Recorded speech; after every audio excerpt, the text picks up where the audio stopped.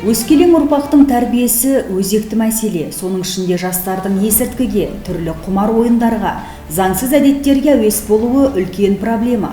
Бұл туралы мемлекет басшысы Түркістан қаласында өткен құрылтайда айтып өтті. Нашақорлық. Бұл ұлт саулығына зор қауіп төндіретін кесел. Есірткі жастардың жанында да, тәнінде улап жатыр. Біз есірткіні қолданудың, дайындаудың және таратудың жолын кесіп, тамырына балта шабуға тиіспіз. Қазақстан Республикасының президенті көрсеткен бағытта ішкі істер министрінің тапсырмасына сәйкес Түркістан облысында есірткі қылмысы оның заңсыз айналымына тосқауыл қоюда, тәртіп сақшылары мен тыңғылықты шаралар атқарылуда. Мәселен, Түркістан облысы полиция департаменті, есірткі қылмысына қарсы іс-қимыл басқармасының қызметкерлері Қарасора 2023 жедел профилактикалық іс-шарасы барысында есірткіні ерекше әдіспен өсірген кентаулық тұрғынды анықтады. Түркістан облысы полиция департаменті, есірткі қылмысына қарсы іс-қимыл басқармасының қызметкерлері есірткіні ерекше әдіспен өсірген кентаулық тұрғынды анықтады. Ер адамның үйін тінту кезінде жатын бөлмесінің ішінде есірткіге ұқсас заты бар 11 сіріңке қорабы табылды. Одан әрі жедел ақпарат көздері арқылы оның ағасының үйінде есірткі өсіретін анықталды.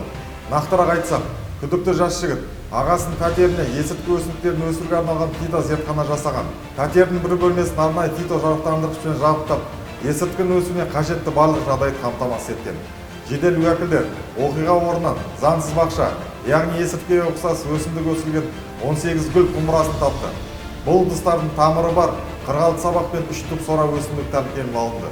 Алынған есірткі заттарына сараптама тағайындалып, зерттеу қорытындысы марихуана есірткісі екенін растады. Одан бөлек пәтерден 12 калибрлі тегіс ұңғылы мылтық тәркіленді. Тексеру кезінде бұл қару бірнеше жыл алдын болған пәтер ұрлығы кезінде ұрланған қару болып шықты. Қазіргі таңда күдікті қамауға алынып, тергеу амалдары жүргізілуде. Ал полиция департаментінің экстремизмге қарсы күрес басқармасының тәжірибелі жедел уәкілдері деструктивті діни ағым жақтаушысы ретінде есепке алынған түркістандық ер адамды есірткі егумен айналысқан үшін құрықтады.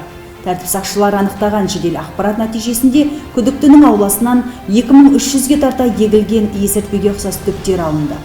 Сонымен қатар шыны ыдысқа салынған есірткіге ұқсас зат алынды. Сараптама тағайындалды.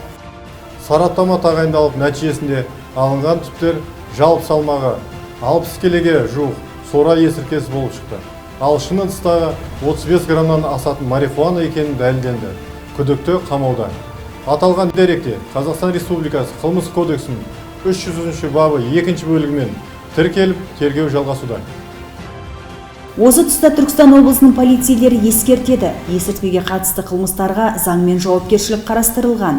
Өз өміріңіз өз қолыңызда десек, зиянды әдеттерден аулақ жүріңіз.